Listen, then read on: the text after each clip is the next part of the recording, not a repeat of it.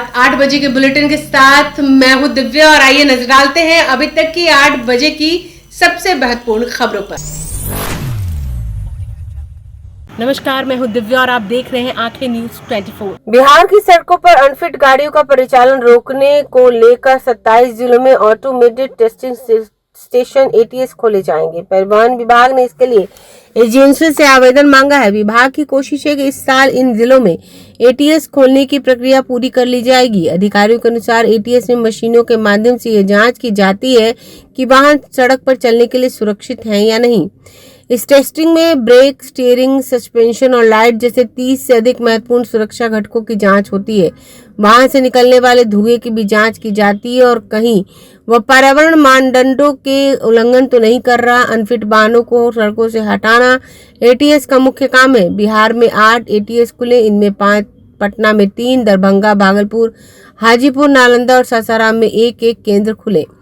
नियमानुसार नई गाड़ियों को 2 साल जबकि 8 साल पुरानी व्यावसायिक गाड़ियों को हर साल फिटनेस जांच कराना पड़ता है। एक गाड़ी की जांच में कम से कम 15 मिनट का समय लगता है, यानी 24 घंटे की केंद्र काम करे तो एक दिन में अधिकतम 100 गाड़ियों को ही फिटनेस प्रमाण पत्र दिया जा सकता है। लेकिन आलम यह है कि बिहार के एटीएस एक दिन में 250 से 300 गाड़ियों का फिटनेस प्रमाण पत्र बांट रहे हैं। परिवहन विभाग के अधिकारियों को इन केंद्रों की जांच कर 6 महीने पर करनी है, लेकिन स्थानीय अधिकारियों की मिलीभगत से ये केंद्र खुले आम मेरी मर्जी की तर्ज पर काम कर रहे हैं। सड़कों पर अनफिट गाड़ियों के चलने से राज्य में सड़क दुर्घटनाएं हो रही हैं। ब्रेक फेल होने पर भी सड़कों पर फर्राटे भर रही इन गाड़ियों से आए दिन राज्य के किसी न किसी इलाके में लोग सड़क हादसे का शिकार हो रहे हैं। विभाग ने मौजूदा केंद्रों पर नकेल कसने के लिए मुंगेर, जमुई, शेखपुरा, बांका, अररिया, शिवहर, नवादा, सहरसा, किशनगंज, वैशाली, नालंदा, सारण, बेगूसराय, लखीसराय, बेतिया, मधेपुरा, अरवल, खगड़िया, औरंगाबाद, सीतामढ़ी, जहानाबाद, कटिहार, रोहतास, सुपौल, समस्तीपुर, सीवान और दरभंगा में एटीएस खोलने का निर्णय लिया है। नमस्कार, मैं हूं दिव्या और आप देख रहे हैं आंखें न्यूज 24। पटना के इनकम टैक्स चौराहे पर यूथ कांग्रेस कार्यकर्ताओं ने जोरदार विरोध प्रदर्शन किया। इस दौरान प्रधानमंत्री नरेंद्र मोदी और गृह मंत्री अमित शाह का पुतला जलाया गया। मुकदमा लगाने की तैयारी हो रही है। आप याद कीजिए 2010 में जब कॉमनवेल्थ गेम्स यूपीए सरकार में हुआ था, इस तरह का प्रोटेस्ट भाजपा के भी लोगों ने किया था, पर उनके साथ इस तरह का तानाशाही रवैया हम लोगों ने कभी कांग्रेस के लोगों ने करने का काम नहीं किया। आज देश जो है वो एक कॉम्प्रोमाइज पीएम के हाथों में है और एक तड़ी पार जो चलाने का काम कर रहा है वो देश के युवाओं पे शोषण कर रहा है। और हम भगत सिंह के फॉलोअर्स है और भगत सिंह ने कहा था एआई समिट में जब गलगोटिया की तरफ से चाइना का कुत्ता प्रदर्शित किया गया कि ये इंडिया में बनाया हुआ है, उस समय देश का सर नीचा नहीं हुआ। जब इस देश के प्रधानमंत्री का एप्स्टीन फाइल और जेफरी एप्स्टीन से संबंध स्थापित हुआ, उनके मिनिस्टर जेफरी एप्स्टीन के संपर्क में थे और इस देश का एक बहुत बड़ा उद्योगपति जेफरी एप्स्टीन के ईमेल्स में था, तब इस देश का सर नहीं झुका। उनके जब मंत्री हैं जो रेप के केसेस में इन्वॉल्व है, जो दलितों के चेहरे पे पेशाब कर देते हैं, उस समय देश का सर नीचा नहीं हुआ। और हमारे युवा साथी इसी तरह का, जब भगत सिंह ने भी जब कोर्ट में बम पटका हुआ था, उस समय ये भी कहा गया था कि देश के खिलाफ है, पर लोगों ने उन्हें क्रांतिकारी समझा और हम लोग उन्हीं के आइडल मानने वाले लोग हैं। और उन्होंने कहा था कि जो बहरों को सुनाने के लिए धमाके की जरूरत होती है तो हम अपने साथियों को सलाम करते हैं। देखिए, ये जो मुद्दा है, जिस हिसाब से देश को गिरवी रखा जा रहा है, हम अपने साथियों को सलाम करते हैं कि उन्होंने इस मुद्दे को गांव-गांव और गलियों तक, आज इस बात की चर्चा हो रही है एप्स्टीन फाइल्स में, जिस हिसाब से प्रधानमंत्री और उनके लोगों का नाम है, आज गांव में लोग इस बात की चर्चा कर रहे हैं। और एक दिन हमें पूर्ण विश्वास है कि इस देश के लोग जगेंगे और प्रधानमंत्री की। नमस्कार, मैं हूं दिव्या और आप देख रहे हैं आंखें न्यूज 24। राजधानी पटना के ऊर्जा ऑडिटोरियम में नेशनल लीगल सर्विसेज अथॉरिटी की ओर से एक भव्य लीगल अवेयरनेस कार्यक्रम का आयोजन किया गया, जहां बिहार के कोने कोने से आए सैकड़ों श्रमिकों, उनके अधिकारों, संवैधानिक संरक्षण और सरकार की विभिन्न योजनाओं के बारे में विस्तार से जानकारी दी गई। इस कार्यक्रम के मुख्य अतिथि पटना हाई कोर्ट के मुख्य न्यायाधीश संगम कुमार साहू और न्यायमूर्ति राजीव नरजन प्रसाद थे। दोनों ही न्यायाधीशों ने मंच से श्रमिकों को संबोधित करते हुए कहा कि न्याय केवल अदालत की 4 दीवारी तक सीमित नहीं है, बल्कि समाज के अंतिम पायदान पर खड़े व्यक्ति तक उसका लाभ पहुंचना चाहिए। कार्यक्रम के दौरान एक भावुक क्षण जब आए जब दुर्घटनाओं के शिकार बिहार के कई श्रमिकों और उनके आश्रितों को मुख्य न्यायाधीश संगम कुमार साहू और न्यायमूर्ति राजीव रंजन प्रसाद के हाथों सहायता राशि के चेक प्रदान किए गए। मन से यह संदेश साफ था कि न्यायपालिका न केवल कानूनी संरक्षण देती है बल्कि मानवीय संवेदनाओं के साथ खड़ी है। इस अवसर पर संगम कुमार साहू ने अपने संबोधन में बिहार सरकार के श्रम संसाधन विभाग की सराहना करते हुए कहा कि विभाग ने लगभग 20 लाख श्रमिकों के बीच 1500 करोड़ रुपए का वितरण कर एक उल्लेखनीय कार्य किया। उन्होंने कहा कि असंगठित क्षेत्र के श्रमिकों को सुरक्षा, रोजगार और सामाजिक संरक्षण देना राज्य की प्राथमिक जिम्मेदारी है और इस दिशा में ठोस प्रयास हो रहे हैं। न्यायमूर्ति राजीव रंजन प्रसाद ने श्रमिकों को भारत के संविधान में दिए गए उनके अधिकारों के बारे में विस्तार से बताया। उन्होंने कहा कि श्रमिक केवल मजदूर नहीं बल्कि राष्ट्र निर्माण की रीढ़ है। इस प्रोग्राम, इससे क्या फायदा होना है बिहार को? देखिए, आज का जो ये प्रोग्राम रखा गया था हमारे Bihar state legal services authority की तरफ से, ये जो ऑर्गेनाइज सेक्टर्स में जो वर्कर्स काम कर रहे हैं उनके लिए ये डेडिकेटेड प्रोग्राम था। तो आज के प्रोग्राम में श्रमिक लोगों को बुलाया गया था और ये सारे श्रमिक हमारे जुडिशियल ऑफिसर्स, हमारे ऑनरेबल चीफ जस्टिस और हमारे ऑनरेबल जजेस with their spouse and others सभी लोग प्रेजेंट रहे।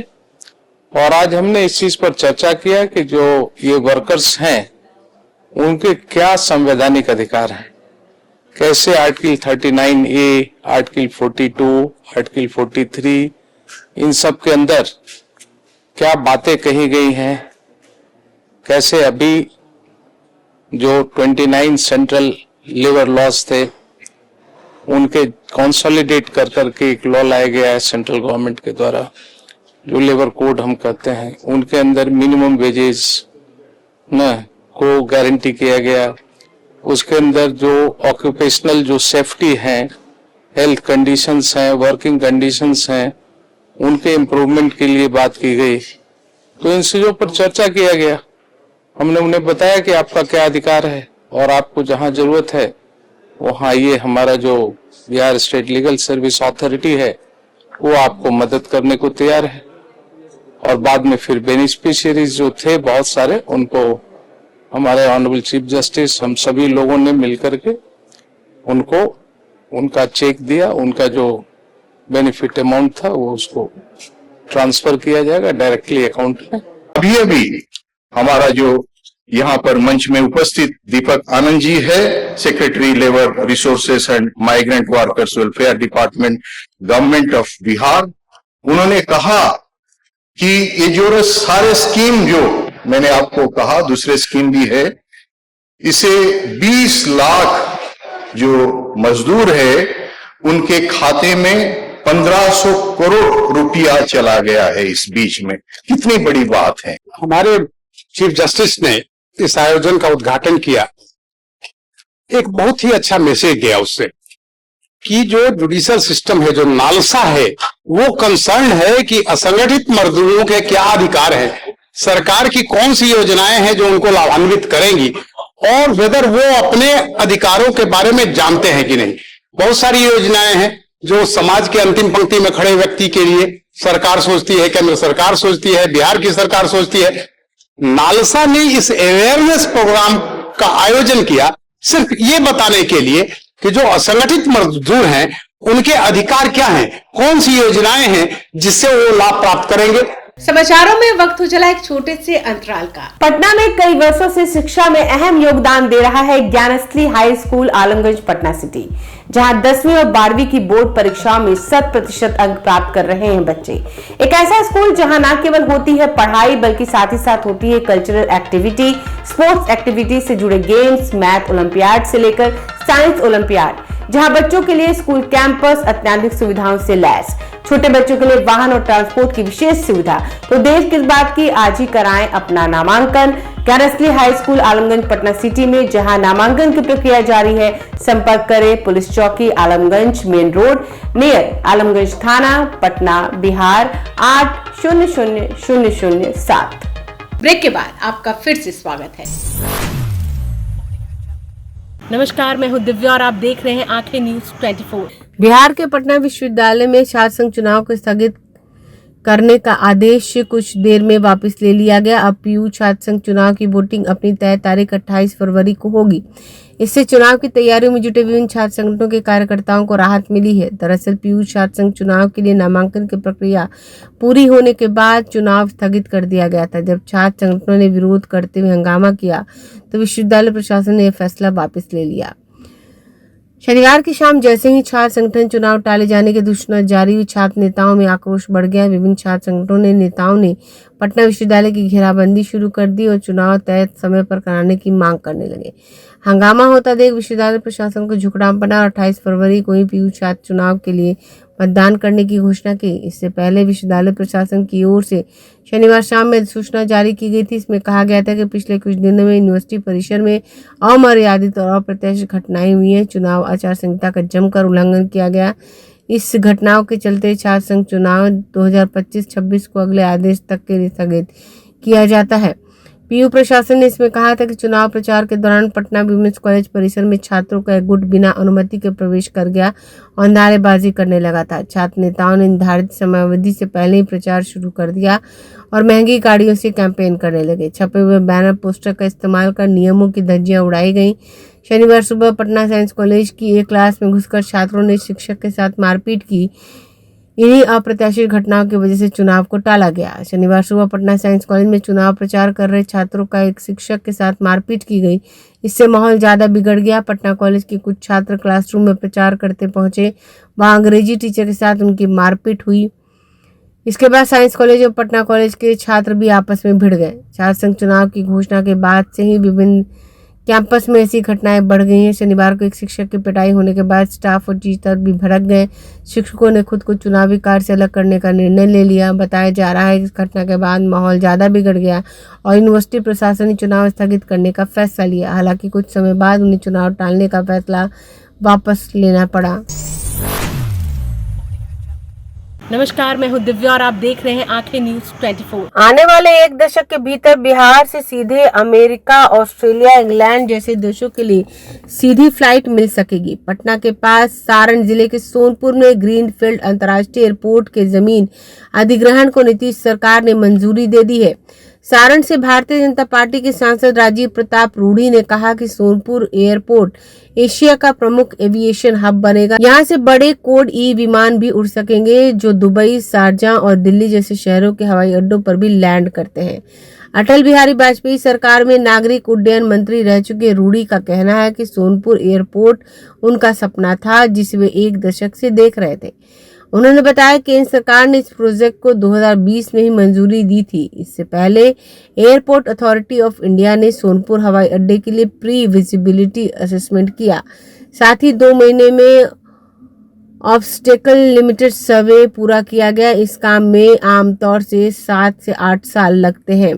राजीव प्रताप रूढ़ी ने कहा कि सोनपुर एयरपोर्ट पूर्वी भारत का सबसे बड़ा हब होगा। यहाँ से बिहार ही नहीं बल्कि पश्चिम बंगाल, उत्तर पूर्व भारत के अलावा पड़ोसी देश नेपाल और भूटान के लोगों को भी यूरोप, अमेरिका और ऑस्ट्रेलिया तक सीधी कनेक्टिविटी मिल सकेगी। बिहार के माननीय मुख्यमंत्री चल रहे हैं।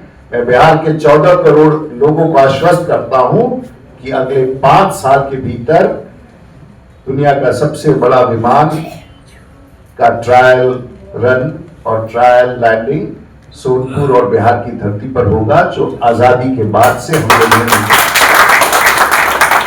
ये योजना कई लोगों को लग रहा है। मैं सिर्फ आपको पढ़ के बताना चाहूंगा। इसकी शुरुआत हुई, मैं बहुत सारे कागजात आपको दूंगा। प्रयास सिर्फ इतना ही नहीं था कि मैंने पत्र किया। मैं बिहार के उस एक ऐसे अफसर का आभार व्यक्त करना चाहूंगा और ये पत्र मैं सबके पास छोड़ के जाऊंगा। ये पत्र है, मैंने पार्लियामेंट में ये सवाल उठाया था और हरदीप पुरी ने पत्र में जवाब दिया था कि जैसे बिहार की सरकार हमें जमीन देगी, मैं ये हरदीप पुरी जो उस समय सिविल एविएशन मिनिस्टर थे, उन्होंने कहा कि बिहार की राज्य सरकार जिनको ग्रीनफील्ड एयरपोर्ट के लिए जमीन देनी है, वो जमीन जैसे ही मिलेगी हम उसे प्रोजेक्ट को आगे बढ़ाएंगे। ये पार्लियामेंट में 2008 और 19 को उनका वक्तव्य है। मैंने सवाल किया था और उस वक्तव्य के पश्चात मैंने एक पत्र लिखा ये 14 दिसंबर 2019 का पत्र है और यही से कहानी प्रारंभ होती है कागजी का।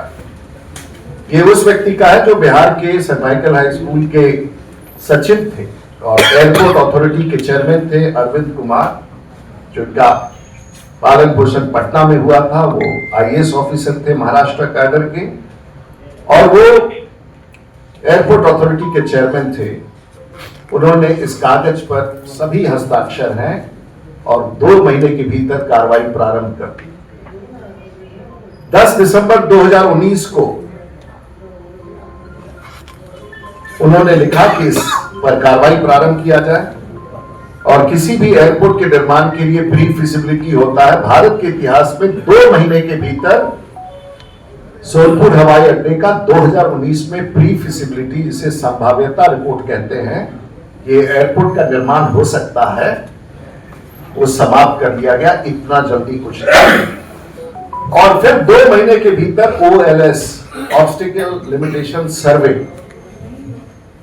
जो बड़े बड़े यंत्रों को लगा करके ये देखा जाता है कि क्या सचमुच यहां विमान उतर सकता है कि नहीं, 2020 में इस कार्य को मार्च माह तक कंप्लीट कर लिया गया था। जिस काम को कराने में 8 साल 7 साल लगता है, ये 4 महीने में हम लोगों ने कंप्लीट करा दिया।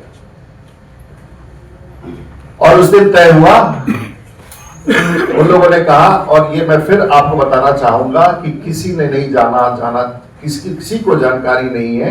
ये हवाई अड्डा जो आप 4200 मीटर लिख रहे हैं, ये सब आप अनुमान पर लिख रहे हैं। जिसको जहां जो कुछ समझ में आ रहा है लिख रहे हैं, स्वाभाविक है, लिखना चाहिए। ये हवाई अड्डा की लंबाई 5.5 किलोमीटर है और चौड़ाई 2.5 किलोमीटर, जो भारत में ये सबसे बड़ा हवाई अड्डा के रूप में बिहार के धरती पर उभर के आएगा। मैं इसलिए इसको पहले नहीं बता रहा था क्योंकि लोगों को लगेगा कि भाई ऐसे कैसे हो सकता है, क्योंकि एक बात आप ध्यान देंगे, हवाई यात्रा और हवाई व्यवसाय बड़ा ही कॉम्पिटिटिव है। और आज इस 35 करोड़ की आबादी, चाहे वो कलकत्ता से हो, कलकत्ता से एक भी अमेरिका का फ्लाइट नहीं है, सैन फ्रांसिस्को का फ्लाइट नहीं है, भूटान से नहीं है, नेपाल से नहीं है, ये सब लोग या तो दिल्ली जाते हैं या फिर मुंबई जाते हैं। पूरे भारतवर्ष के हवाई अड्डा इस 35 करोड़ की आबादी, चाहे वो पूर्वोत्तर के 7 राज्यों का हो, पश्चिम बंगाल का हो, बिहार का हो, पूर्वोत्तर उत्तर प्रदेश का हो, नेपाल का हो, ये सब दिल्ली या मुंबई से जाते हैं। अगले 7 साल के भीतर ये सभी कनेक्टिविटी पटना से होगा और देश का दक्षिण का हब हैदराबाद और बेंगलुरु होकर के निकल गया, पश्चिम का हब महाराष्ट्र होकर के निकल गया, उत्तर का हब विमानन क्षेत्र में दिल्ली ने पूरा कब्जा करके निकल गया। पूरा मध्य भारत का ये हिस्सा इसके पास कभी भी किसी ने ये तय नहीं किया। आज 35 करोड़ की आबादी का सबसे बड़ा हब के रूप में, जो आने वाले दिनों में बिहार के आर्थिक बदलाव का सबसे बड़ा कारण है। हम आज सिर्फ बिहार के इस, कई बार लोग कहते हैं कि सोनपुर के हमारे मित्र लोग हैं जो मेरे इस लंबी लड़ाई में, ये सिर्फ ये निर्णय सोनपुर और पटना के लिए नहीं है। ये बिहार के माननीय मुख्यमंत्री ने बिहार को दुनिया के पटल पर लाने के लिए ये निर्णय लिया है, जहां 35 करोड़ का कैचमेंट एरिया है। 35 करोड़ की आबादी जो पूरे यूरोप की आबादी से बड़ा है। पूरे यूरोप की जो आबादी होगी 350 मिलियन, वो अकेले इस कैचमेंट एरिया से पटना के निकट 15 किलोमीटर दूर इस हवाई अड्डा के निर्माण का। और मैं आभार व्यक्त करना चाहूंगा। और एक और बड़ी खबर यह है, जैसे ही ये कैबिनेट का निर्णय हुआ, भारत सरकार ने कल के डेट पे ही, कल का तिथि था 20 तारीख को, वो भी पत्र दूंगा, भारत सरकार ने भी 20 तारीख को साइट क्लियरेंस यानी कि इस जगह पर एयरपोर्ट बनाने की अनुमति भी प्रदान कर। और बिहार की सरकार तेज से काम करके और सभी अधिकारी और माननीय मुख्यमंत्री जी और उनकी पूरी टीम ने आरएफपी भी फ्लोट कर दिया है। 4 महीने में आरएफपी के बाद इन प्रिंसिपल अप्रूवल होगा, हम टेंडर में जाएंगे और किसानों के लिए, बिहार के माननीय मुख्यमंत्री ने किसानों को उनके जमीन के भरपाई के लिए सामान्य जो आज रियल एस्टेट वाले लोग उनसे औने पौने दाम में खरीद रहे हैं, आपको मैं फिर दोहराऊंगा, सोनपुर के किसानों के गरीब जनता का पूरे भारतवर्ष के रियल एस्टेट के लोगों ने औने पौने दाम में जमीन खरीदना शुरू कर दिया है। बिहार के माननीय मुख्यमंत्री ने उनको 5 गुना कीमत देकर के उनकी जमीनों की रक्षा की है, किसानों की रक्षा की है और 5 गुना ज्यादा आमदनी के साथ, मैं फिर दोहराऊंगा, 5 गुना ज्यादा आमदनी के साथ उस जमीन का भूमि अधिग्रहण होगा। किसानों का जमीन निरंतर प्रत्येक दिन हमारे विधायक लोग बैठे हैं, बताएंगे किसानों का जमीन हड़पा जा रहा था, किसानों का रियल एस्टेट का जमीन खरीदा जा रहा था। बेंगलोर के लोग आके जमीन खरीद रहे हैं सोनपुर में, कानपुर के लोग आके जमीन खरीद रहे हैं सोनपुर में, हैदराबाद के लोग आके जमीन खरीद रहे हैं सोनपुर में, गुड़गांव के लोग आके खरीद रहे हैं सोनपुर में। ये कतई छपरा के लोग के साथ जो धोखा हो रहा था, इस निर्णय से बिहार का एक बहुत बड़ा निर्णय हुआ और उन सब गरीबों का, किसानों का जमीन राज्य सरकार ने प्रोटेक्ट कर दिया और चौतरफा विकास का रास्ता खोल दिया। मैं और इसके अलावा ये भी बताना चाहूंगा, इसकी घोषणा 2024 में सम्राट चौधरी जब वित्त का काम देख रहे थे, उन्होंने जैसलमेर में जाकर के वित्त मंत्री के बजट के डिस्कशन में रखा। वित्त मंत्री भारत सरकार ने 2025 के बजट में यह घोषणा की कि सोनपुर में इंटरनेशनल एयरपोर्ट का निर्माण होगा। ये सब कुछ आस्ते आस्ते बिहार के सरकार के सानिध्य में और बिहार में बाकी स्थानों पर भी निर्माण हो रहा है। नालंदा में भी खूबसूरत हवाई अड्डा बनेगा, पटना का यातायात जारी रहेगा। हम अंतरराष्ट्रीय हब के बारे में बात कर रहे हैं। ये सभी केंद्रित थे, छोटे छोटे, चाहे पूर्णिया भी विकास करे, दरभंगा भी विकास भी करेगा, सदिया में भी हवाई अड्डा खुलेगा। आने वाले दिनों में बिहार एरो क्लब के माध्यम से बिहार हवाई प्रशिक्षण और खास करके आज पूरे अगले 10 वर्षों में कम से कम 30,000 पायलटों की जरूरत है। बिहार देश का जो कोटा इंजीनियरिंग के लिए है, बिहार एविएशन ट्रेनिंग में, फ्लाइंग ट्रेनिंग और आपके बच्चों को कप्तान बनाने के लिए, आपकी बेटियों को कप्तान बनाने के लिए बिहार के मुख्यमंत्री ने संकल्प लिया है, जो भारत में नहीं हुआ। जब पढ़ाई पढ़ने के लिए जो ऑस्ट्रेलिया, इंग्लैंड और अमेरिका जाके, फ्लोरिडा जाके ट्रेनिंग करते थे, बिहार अगले 5 से 10 वर्ष के भीतर कोटा जो इंजीनियरिंग के लिए है, कप्तान और पायलट के लिए बिहार की संभाव्यता सबसे बड़ी मानी गई है और एक बहुत बड़ा। मैं आपको सिर्फ एक और बात बताना चाहूंगा, प्री बजट मीटिंग में इसकी घोषणा की गई। अगर आपने अभी तक हमारे चैनल को सब्सक्राइब नहीं किया है तो हमारे चैनल को जल्द से जल्द सब्सक्राइब करें, लाइक करें और शेयर करें और ताजा तरीन खबरों के लिए लगातार जुड़े रहे आंखें न्यूज़ 24 के साथ।